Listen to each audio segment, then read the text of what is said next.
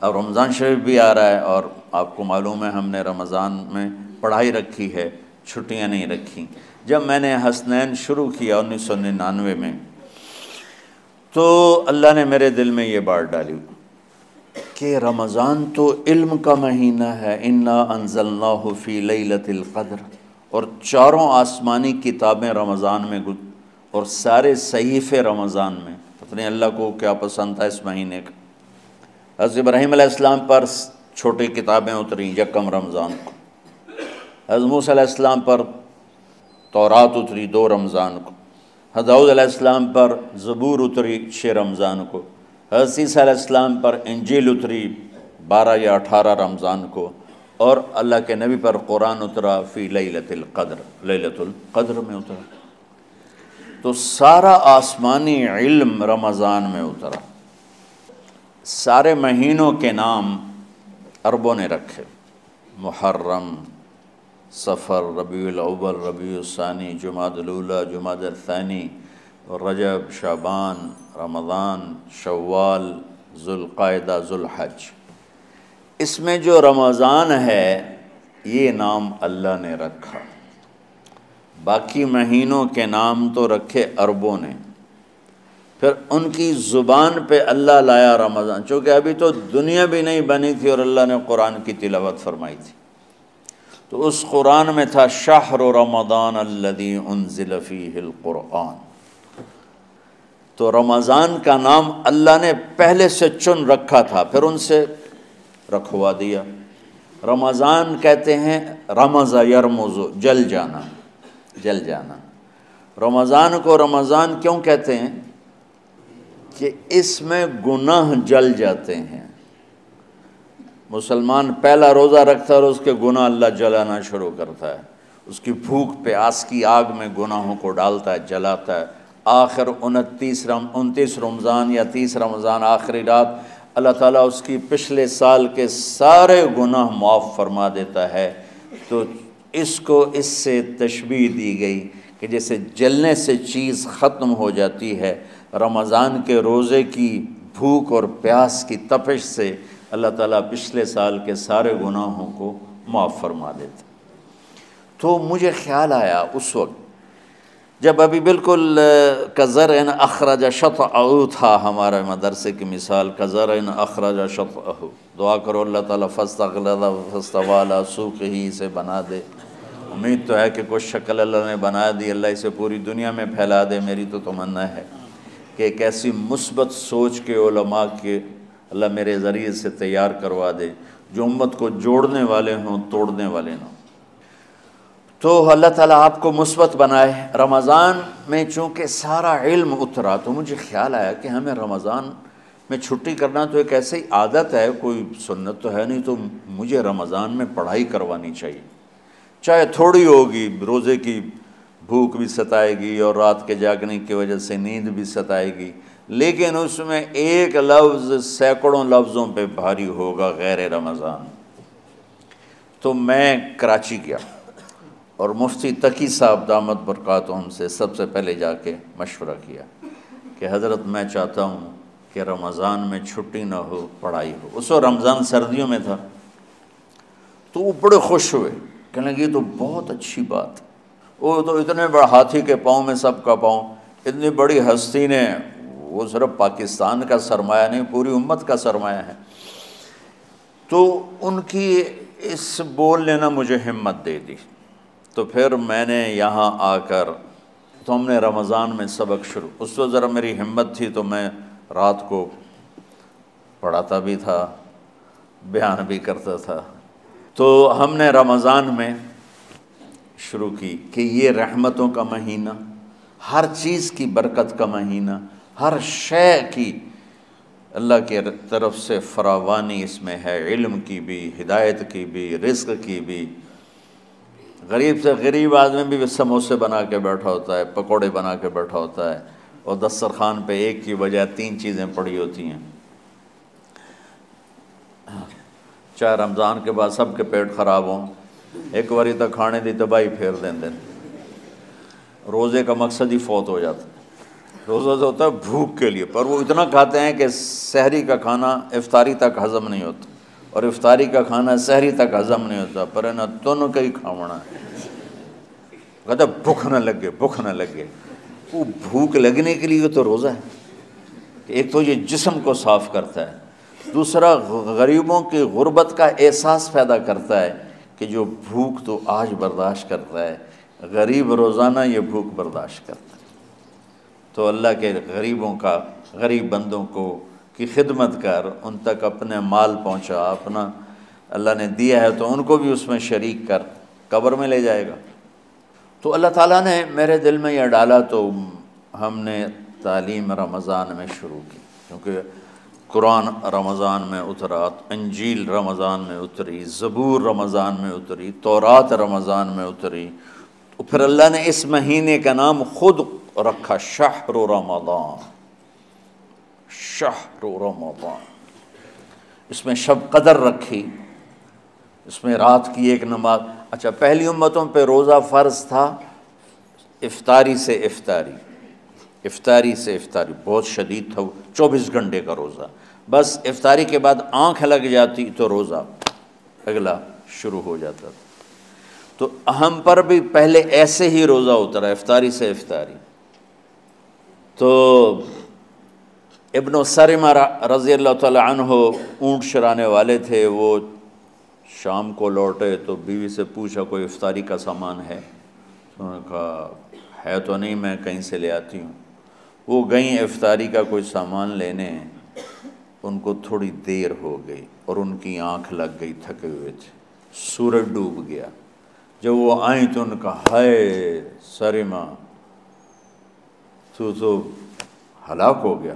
کہ کیا ہوا؟ کہ اگلا روزہ شروع ہو گیا کیونکہ تیری آنکھ لگ گئی۔ تو انہوں نے کہا چلو کوئی بات نہیں، لیکن ظہر کے وقت بے ہوش ہو گئے۔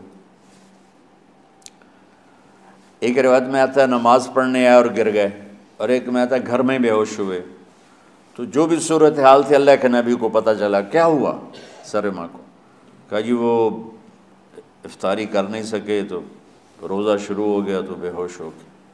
تو اللہ کے نبی رنجیدہ ہوئے، تو اللہ تعالیٰ نے قرآن اتار دیا، چلو میرے محبوب ساری رات کھاؤ، حتی یتبین لکم الخیط الابیض من الخیط الاسود من الفجر، کہ میرے محبوب صبح صادق تک آپ کی امت کو اجازت ہے، کھاؤ۔ پہلی امتوں پر افطاری سے افطاری، لیکن ان کی نماز تراویح نہیں تھی۔ تو ہمیں اللہ تعالیٰ نے دیا سحری تک، پوری رات۔ اچھا، ایک صحابی آئے، یا رسول اللہ میں تو مارا گیا۔ آپ نے کہا کیا ہوا؟ کہا میرا روزہ تھا، میں بیوی کے پاس چلا گیا۔ آپ نے کہا تو پھر تو غلام آزاد کر، کفارہ دے۔ کہا جی میں تو خود غریب آدمی ہوں، غلام کہاں سے آزاد کروں، خریدنا پڑے گا۔ آپ نے کہا 60 مسکینوں کو کھانا کھلا۔ کہ میں آپ مسکین ہیں، میں کینوں کھانا کھلاؤں؟ آپ نے فرمایا پھر آخری ہے کہ 60 روزے رکھ، مسلسل رکھنے ہوتے ہیں جو کفارے کے ہوتے ہیں۔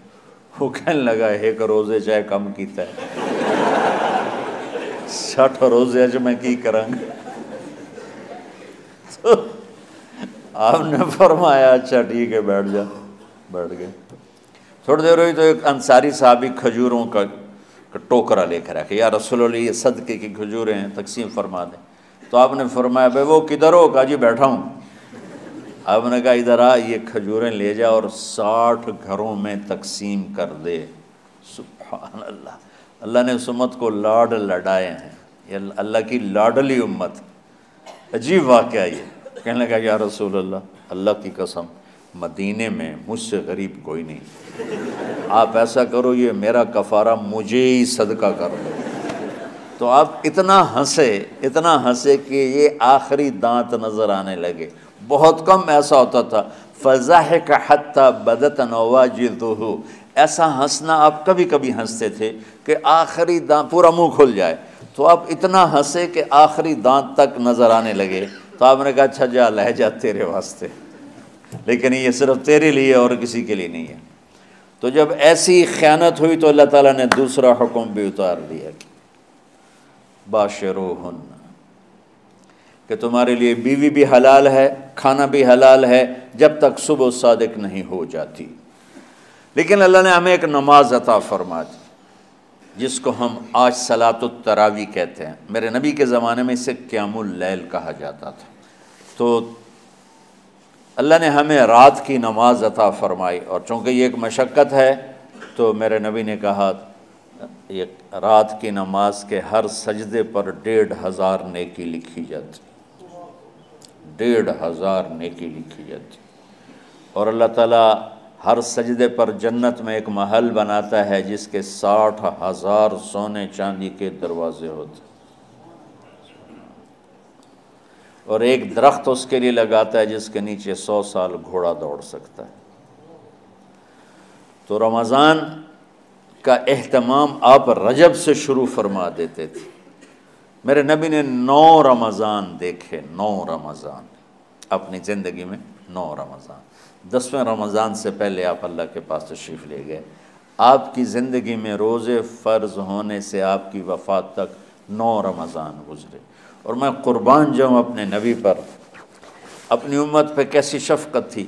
آپ سحری کھاتے تھے بالکل آخری وقت، ادھر بلال اذان دے رہا ہے اور ادھر آپ آخری لقمہ کھا رہے ہیں، اور ادھر سورج نیچے ہوا اور آپ کھجور منہ میں۔ ایک آدمی اوپر کھڑا ہوتا تھا مدینے میں تو وہ چھت پہ، گھر کی چھت پہ کھڑا ہوتا تھا، سفر میں ہے تو وہ کسی پہاڑی پہ کھڑا ہوتا تھا۔ جو ہی سورج کا کنارہ نیچے جاتا اب فوراً وہ کہتا یا رسول اللہ قد غربت، تو آپ کھجور منہ میں ڈال لیتے تھے، یا پانی، کبھی پانی سے افطار فرماتے تھے، کبھی کھجور سے افطار فرماتے تھے، کہ میری امت پہ بھوک کا وقت کم سے کم آئے۔ آج کل جو یہ ہمارے افطاری کے اوقات ہیں نا، یہ سورج ڈوبنے کے بھی 2-2.5 منٹ بعد کے ہیں کہ احتیاطاً، ٹھیک ہے چلو احتیاط کر لو، کوئی مسئلہ نہیں، لیکن اصل ہے ادھر چونکہ اب سورج ہمیں نظر ہی نہیں آتا ہے، اس طرح ہم گھرے ہوئے ہیں شہروں میں، دیہاتوں میں بھی اب اس طرح کا ماحول ہے کہ وہ نظر نہیں آتا ہے، تو بہتر کہ ادھر سورج غائب ہو، ادھر لقمہ منہ میں جائے۔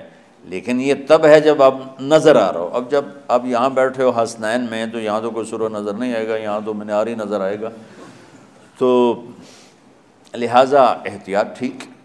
ہمارے اہل حدیث بھائی وہ 2 منٹ پہلے ہم سے افطار کرتے ہیں، تو بڑی اچھی بات ہے کہ سورج کے غروب ہونے کا جو اصل وقت ہے اس کے ساتھ ہی افطار کرنا۔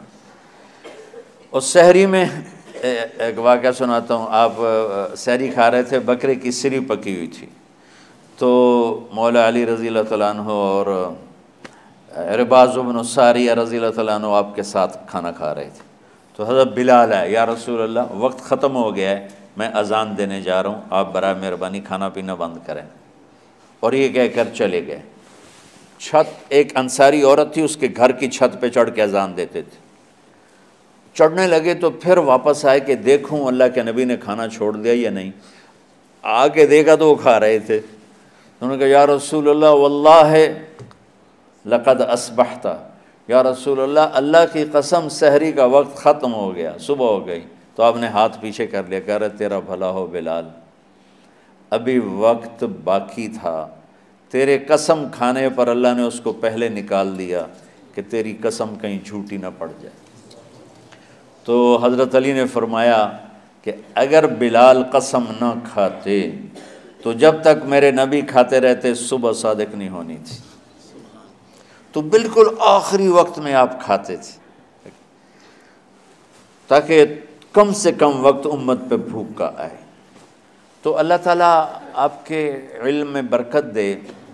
رمضان علم کا مہینہ ہے، سونے کا نہیں ہے، کھانے کا نہیں ہے، سموسے پکوڑے کا نہیں ہے، رمضان علم کا مہینہ، شب قدر اس میں ہے، اللہ کا عرش پہلے آسمانوں پر ہے، سارا دن ساری رات اللہ کے اعلان ہو رہے ہیں، کوئی بخشش چاہنے والا، کوئی معافی چاہنے والا، کوئی رزق چاہنے والا، کوئی ہدایت چاہنے والا، کوئی شفا چاہنے والا، اور فرشتوں کے اعلان ہو رہے ہیں، بھلائی کرنے والے آگے بڑھ، برائی کرنے والے بس کر دے۔